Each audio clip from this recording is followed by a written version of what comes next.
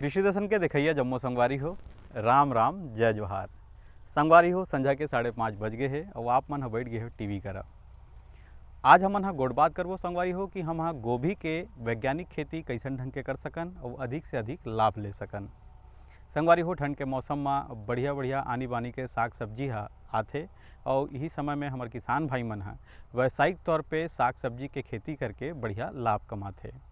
तो आज हमन जानबो कि गोभी के हम वैज्ञानिक खेती उन्नत ढंग ले कैसे कर सकन ए विषय में। लेकिन ओकर से पहली संगवारी हो आप मन बर हवय कुछ खास।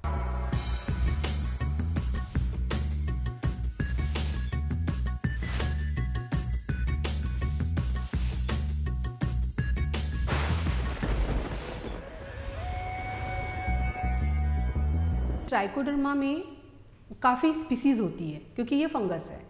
तो इसमें ट्राइकोडर्मा विरिडी, ट्राइकोडर्मा हर्जियानम, ये जो दो स्पीसीज़ है ये बहुत ही पॉपुलर है और बहुत डोमिनेंट है और ये हमारे मृदा जनित रोगों को नियंत्रण करने के लिए बहुत उपयोगी है। और इन चीज़ों को जब हम मिट्टी में मिलाते हैं तो मिट्टी में मिलाने से क्या होता है कि एक कंपटीशन होता है मिट्टी के अंदर में।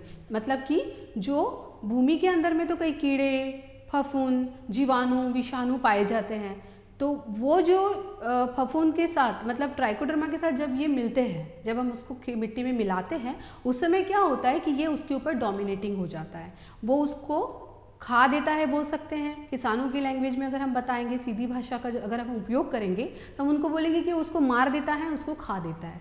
तो वो उसको ख़त्म करता है। ख़त्म करने से क्या है कि आपको जिससे नुकसान पहुंच रहा है आपके पौधों के जड़ों तक, क्योंकि मिट्टी की बात कर रहे हैं तो जड़ों से ही पौधों में कोई भी रोग उत्पन्न होगा, तो वो जो जड़ों तक आने वाले जितने भी हमारे फफूंद हैं उनको ये ख़त्म कर देता है।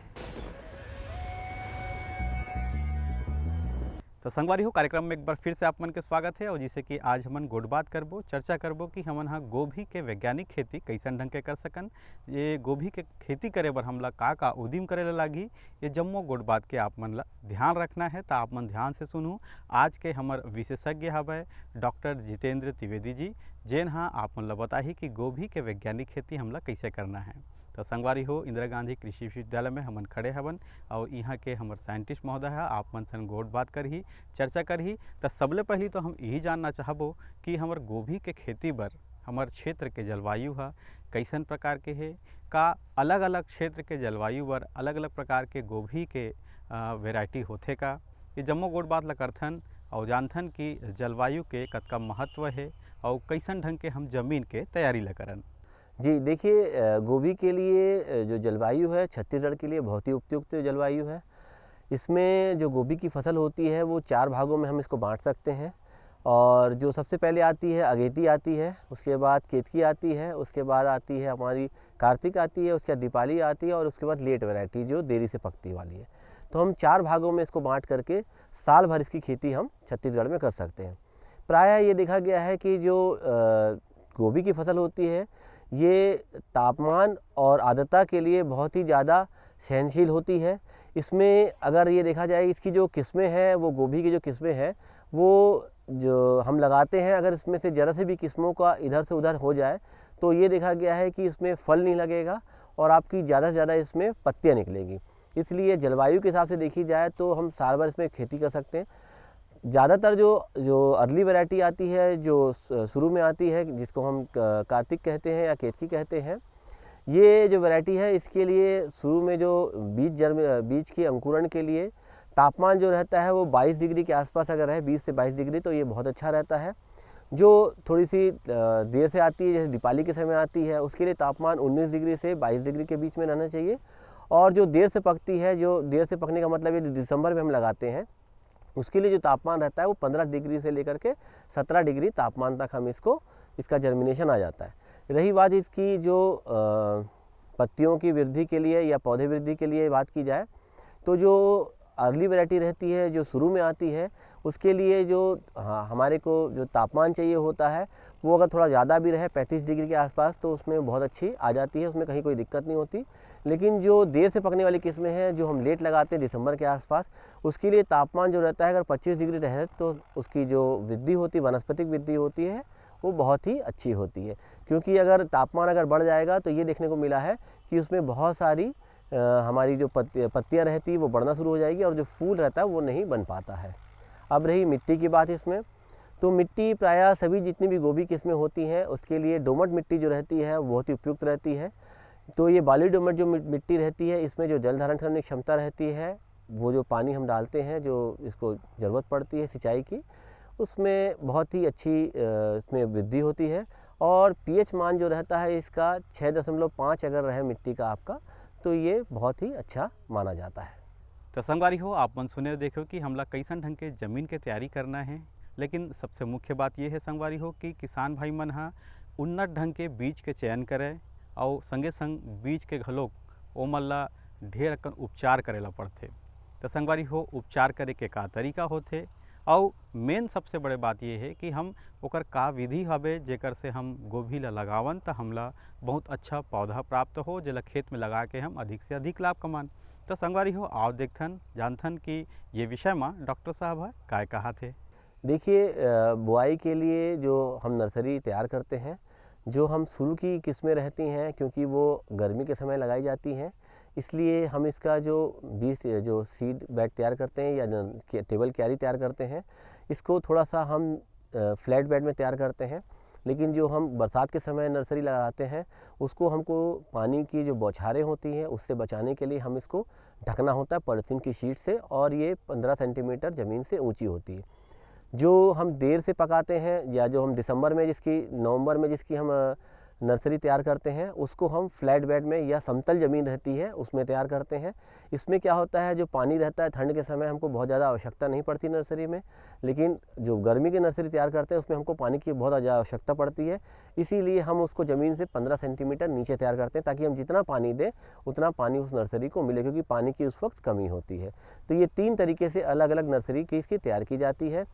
उसके बाद नर्सरी जो रहती है 1 हेक्टेयर के लिए 225 स्क्वायर फीट की अगर आप नर्सरी तैयार करें तो 1 हेक्टेयर के लिए मतलब 2.5 एकड़ के लिए किसान भाइयों ये तैयार हो जाती है।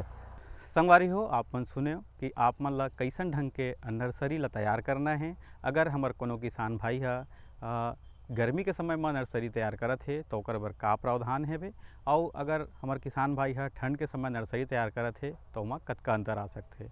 संगवारी हो, तो ये जम्मो गोड़ बात ला आप मन हा याद रख के और बढ़िया अपन क्षेत्र में गोभी की खेती ला कर सकते हो। लेकिन जैसे कि आप मन जानत हो कि आज हमन ला जल के संरक्षण घलो करना है, और एक संगे संग हमार भारत सरकार घलो कहा थे कि हमला जल ला बचाना है, पानी ला बचाना है, और पानी के एक एक बूंद ले हमला फसल ला लेना है। तो यही संदर्भ में हमार जन वैज्ञानिक महोदय है जल प्रबंधन में गोभी के खेती में काय कहा थे, आओ सुनथन। देखिए किसान भाइयों, जल प्रबंधन आज की सबसे ज़रूरत है हम अगर बात करें जाए, क्योंकि जिस हिसाब से पानी की हमारे यहाँ कमी होती जा रही है, तो जो गर्मी में हम गोभी लेते हैं किसान भाइयों विशेष क्योंकि सबसे ज़्यादा जो हमारे को पानी की आवश्यकता होती है पौध वृद्धि के लिए, वो गर्मी के समय जब हम पौधे लगाते हैं उसमें हमको ज़रूरत पड़ती है। तो ड्रिप इरिगेशन सबसे अच्छा है इसमें किसान भाइयों। ड्रिप इरिगेशन में फ़ायदा ये होता है कि ड्रिप इरिगेशन से हम तो पानी की बचत 90% कर ही लेते हैं, साथ में अगर हम इसमें पुलवाल या इसको प्लास्टिक की मल्च कहते हैं उसका अगर हम उपयोग करें तो हमारी जो बरसात के समय जो खरपतवार लग जाते हैं उससे भी हम बचत करेंगे। दूसरा, हमारी जो कीड़े बीमारी जो हमारी ज़मीन में पनपते हैं, ये पुलवाल लगाने से या हमारी प्लास्टिक की मल्च लगाने से किसान भाई ये फ़ायदा होता है कि इनकी बढ़वार नहीं हो पाती है और हमारी जो कीड़े बीमारी की वजह से हमारे पौधे को नुकसान होता है वो भी नहीं होता है। तीसरी बात किसान भाइयों, जो ड्रिप इरिगेशन रहता है, अगर किसी कारण से ड्रिप इरिगेशन नहीं है तो ड्रिप इरिगेशन में 50% की सब्सिडी स्टेट गवर्नमेंट की तरफ से मिलती है। तो किसान भाइयों चाहें तो इसके लिए आप आवेदन कर सकते हैं। यहाँ पर जल विहार कॉलोनी में हमारे जो कृषि विभाग है या हॉर्टिकल्चर विभाग है उसकी वहाँ पर ऑफिस है, वहाँ पर जा कर के आप वहाँ पर जो DDH है उनसे मिल करके अपना जो आवेदन है वहाँ दे सकते हैं, ताकि आपको इसके प्रति सब्सिडी जो है वो आपके खाते में आ जाएगी। और इसके लिए आप ड्रिप इरिगेशन अगर लगाते हैं तो उसमें हमको फ़ायदा ये होता है कि हम इसमें खाद भी दे सकते हैं। तो हमारे जो बनियार लगता है उसकी बचत होती है, पानी में हम जो लगाते हैं पलाने के लिए बनियार लगाते हैं उसकी भी बचत होती है। तो ये बचत जो रहती है अंत में हमारे जो लाभ होता है उसमें ये वृद्धि करती है। ये कम से कम 15 से 20% हमारे लाभ जो होता है उसमें ये वृद्धि करती है, क्योंकि जो इलेक्ट्रिसिटी है या हमारी जो बिजली है उसकी बचत करती है, और पानी का जो व्यवस्थित करते लगाते हैं जो हम पानी की बचत करने में ये बहुत ही सहायक होती है। आप मन तीर बढ़िया चर्चा चलत है। हमारे डॉक्टर साहब आप मतलब सुगर सुगर बात ला बतावा थे, लेकिन बेरा हो गए है संदेश के। आओ देखथन ये संदेश ला। मेरे साथ बोलो ए बी। अरे नादान, बच्चे को एबीसी सिखा रहा है। अरे काम धंधे की एबीसी तू कब सीखेगा? ये देख विज्ञापन। तेरे जैसे कृषि विज्ञान सीखे हुए युवाओं के लिए भारत सरकार के कृषि मंत्रालय ने एक योजना बनाई है, ACABC। ACABC? जी हाँ, ACABC यानी एग्री क्लिनिक्स और एग्री बिजनेस सेंटर। इसके तहत कृषि विज्ञान पढ़े युवाओं का चयन होने पर उन्हें मुफ्त ट्रेनिंग दी जाती है, और हाँ, अपना कारोबार चलाने के लिए बैंक से लोन भी मिलता है। इसके साथ ही अगर युवा अपने इलाके के किसानों की खुशहाली के लिए उन्हें खेती बाड़ी व अपने कारोबार से जुड़ी लाभदायक जानकारी देते रहेंगे तो उन्हें लोन पर 36 से 44% तक की सब्सिडी भी मिलेगी। तब तो मैं जरूर सीखूंगा काम धंधे की ABC। शाबाश, चलो अपनाएं स्वरोजगार, खेती में हो विकास अपार।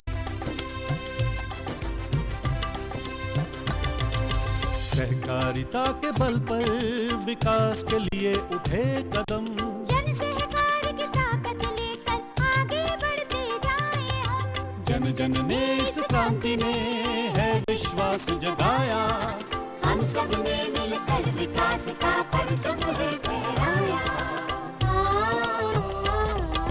सहकारिता है अपने विकास की पहचान, नए दौर में सहकारिता ही भारत का अभिमान। कृषि मंत्रालय भारत सरकार द्वारा जनहित में जारी। गाँव गाँव और शहर शहर में बात चली, राष्ट्रीय बागवानी मिशन की लहर चली। आसान हुआ अब फल फूल मसाले उगाना, नर्सरी लगाना और जैविक खेती अपनाना। अब हुआ तकनीकी प्रशिक्षण पाना आसान, विपणन के लिए भी है सहायता के प्रावधान। अधिक जानकारी के लिए जिला बागवानी अधिकारी या राज्य बागवानी निदेशक से संपर्क करें। राष्ट्रीय बागवानी मिशन, जीवन संवारे, खुशियाँ फैलाए।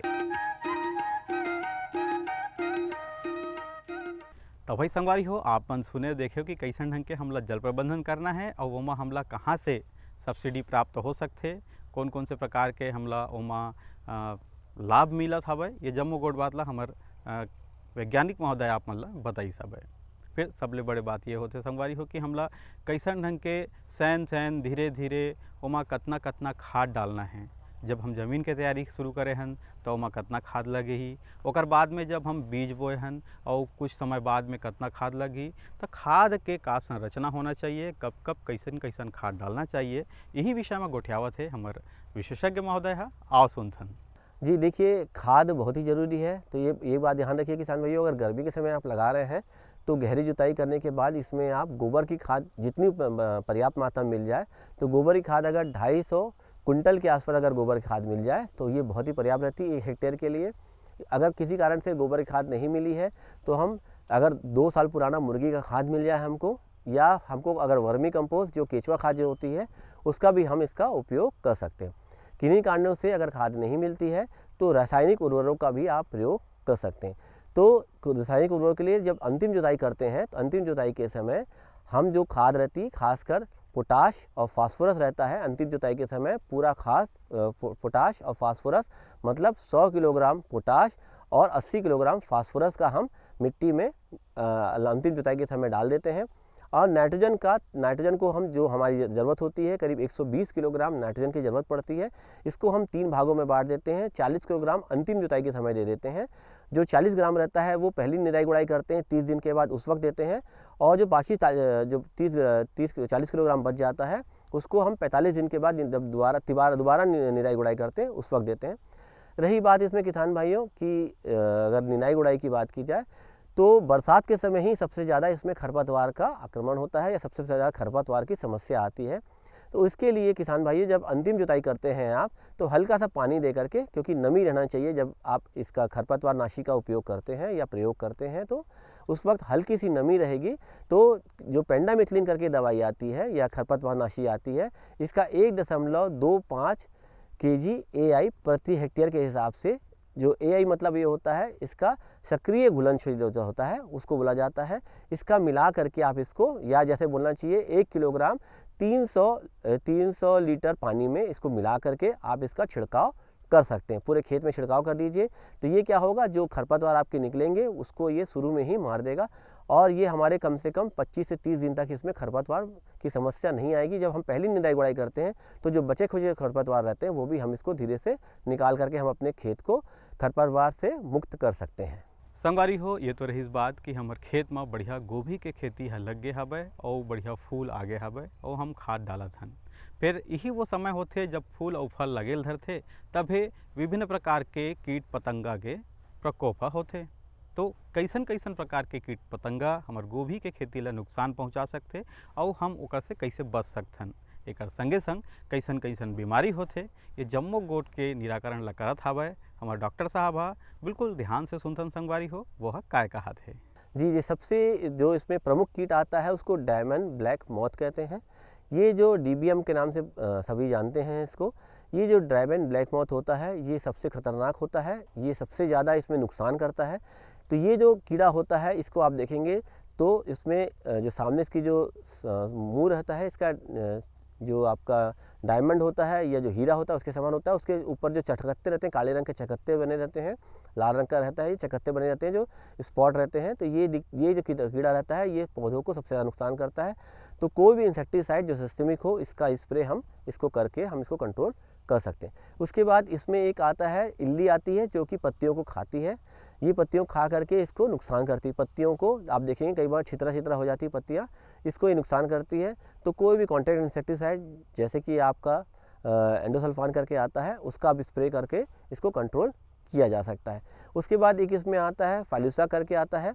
ये जो कीड़ा आता है ये क्या करता है, रस चूसता है। इसमें रस चूसने के बाद पत्तियों जो रहती है एकदम पीली पड़ करके ये सूखने लग जाती है। तो कोई भी इंसेक्टिसाइड जो कि सिस्टमिक हो इसका स्प्रे कर सकते हैं। जैसे कि आप इमिडाक्लोरपिड करके दवाई आती है, इसका 0.3 ml से 0.5 ml प्रति लीटर के हिसाब से घोल बना के इसका आप स्प्रे करेंगे तो ये आपकी जो कंट्रोल हो जाएगी। उसके बाद रही बीमारियों की बात। बीमारी जो रहती है जैसे मैंने बताया, अगर बीज उपचार करके लगाएं तो हमारी नर्सरी में जो बीमारी आती है, बीमारी ख़त्म हो जाती है। इसके कारण बीमारी जो रहती है ये, जिसमें पौधे रहते हैं वो सूख करके गल करके नीचे गिर जाते हैं। गिरने के कारण हमारे पौधे रहते हैं जो नर्सरी में वो नहीं उपज पाते। तो इसको कंट्रोल करने के लिए हम जो सीड ट्रीटमेंट होता है या इसको बीज उपचार करते हैं उसको हम लगाते हैं। रही बीमारी जो जैसे आप इसमें बरसात के समय लगाते हैं तो इसमें पाउडरी मिल्ड्यू करके भुभुतिया रोग जिसको हम कहते हैं, इसका आक्रमण हो जाता है। इसके लिए डायथेमेम 45 करके दवाई आती है, इसका 2 ग्राम प्रति लीटर पानी के घोल बना करके इसका स्प्रे करेंगे तो हम ये देखते हैं कि ये जो बीमारी है इसको हम कंट्रोल कर सकते हैं। भाई वाह, बड़ा सुग्घर ढंग के जानकारी हमारे वैज्ञानिक महोदय आप मतलब देवत हवे, हमारे डॉक्टर साहब आप मतलब बताते संगवारी हो। अब एक संगे संग यहू बात के ध्यान रखना है कि हम जम्मो उदिम ल कर डरथन।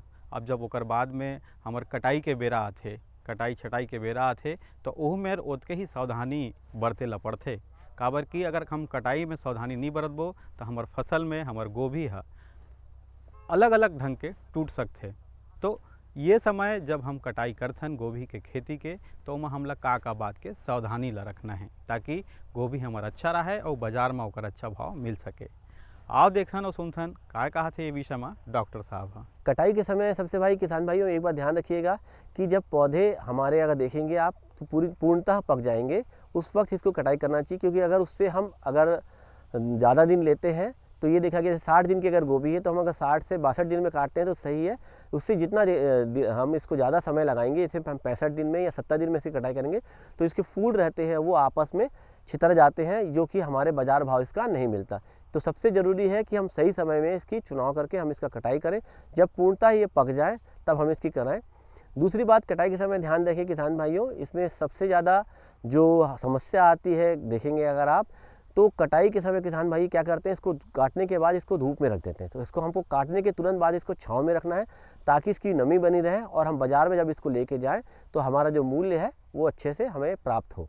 दूसरी बात एक बात है किसान भाइयों, काटते समय हमको नीचे से इसको काटना है ताकि जो इसका जो नीचे का डंठल रहता है वो बहुत ही कम बचे, क्योंकि उसका बहुत ज़्यादा हमको निकालने में हमको अलग से बनिहार लगते हैं। इसलिए किसान भाइयों काटते वक्त एकदम ज़मीन से नीचे से काटेंगे तो हमको जो फ़ायदा होगा, जो हम बेचने जाएंगे उस पर हमको ज़्यादा से ज़्यादा फ़ायदा होगा किसान भाई। वही संगवारी हो बहुत सुघर बात ला बताई से। और एक संगे संग एक बात और बहुत महत्वपूर्ण हवे कि हमारे किसान भाई मन हा जब बाजार में गोभी ला लेते तो वो समय में हम संपूर्ण रूप से जम्मो डहार ले बड़ा मेहनत कर लेथन और जब ओला गोभी ला बाजार में लेथन तो वो समय जो बीच के समय है ओमा हमला का प्रबंधन करना है तेकर से हमार जन गोभी है तेन बाजार में बहुत अच्छा ढंग ले पहुँचे, बहुत ताज़ा रूप में पहुँचे और हमार ओकर अच्छा लाभ मिले। ये विषय में काय कहा थे डॉक्टर साहब, आओ देखथन और सुनथन। जी देखिए, कटाई के लिए सबसे पहले किसान भाइयों ध्यान रखें कि हमको कटाई शाम के समय करना चाहिए। शाम के समय करने से ये फ़ायदा होता है किसान भाइयों कि हम इसको क्योंकि हमको दूसरे दिन सुबह इसको बाज़ार में लेके जाना होता है बेचने के लिए, तो हम अगर शाम के समय या दूसरी पाली में इसको 2 बजे के बाद इसको हम कटाई करें तो काटने के बाद हमको शाम हो जाती है। शाम के समय, ठंड के समय खासकर इसमें नमी बनी रहती है। और इसको काटते समय एक बात ध्यान रखिए किसान भाइयों कि ये जो कटाई करने के बाद इसको हमको किसी पॉलीथीन में नहीं डालना है। कोशिश कीजिएगा इसको जो नेट वाला बोरा आता है इसमें डालें ताकि उसमें हवा पानी लगता रहे और इसमें जो नमी है वो बनी रहे, ताकि हम बाज़ार में जब लेके जाएं तो इसकी जो नमी, जो फूल है वो खिले रहें और ये जो बाज़ार में हमको इसका मूल्य ज़्यादा से ज़्यादा मिल सके। संगवारी हो ढेर कन चर्चा होई से, गोड़ बात होई से और जैसे जैसे ज्ञान के वृद्धि होते वैसे वैसे मनोरंजन के घलोक महत्व बढ़ते। तो संगवारी हो अब बेरा है मनोरंजन के, आओ सुनथन और देखथन ये गीत ला।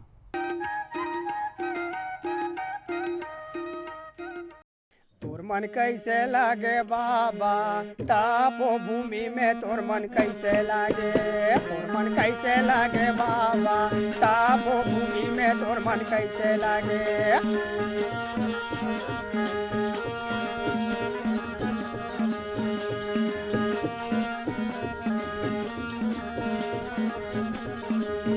तोर मन कैसे लागे बाबा तापो भूमि में, तोर मन कैसे लागे, तोर मन कैसे लागे बाबा तापो भूमि में, तोर मन कैसे लागे।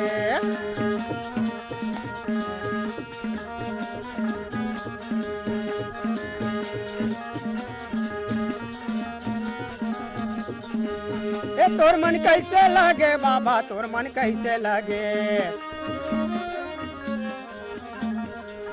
तोर मन कैसे लागे बाबा, तोर मन कैसे लागे। ये तोर मन कैसे लागे बाबा तापो भूमि में, तोर मन कैसे लागे, ये तोर मन कैसे लागे बाबा तापो भूमि में, तोर मन कैसे लागे।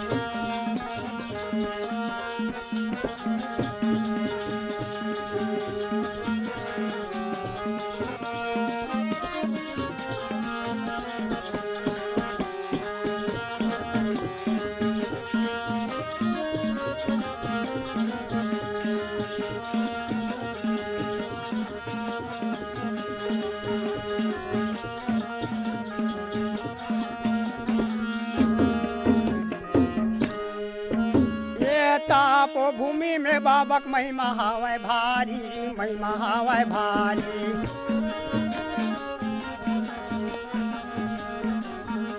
ये तापो भूमि में बाबक महिमा हावै भारी, महिमा हावै भारी।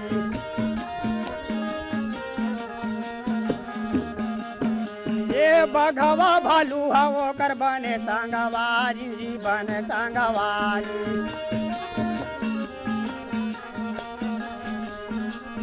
ये बघवा भालू हवो कर बने संगवारी, बने संगवारी।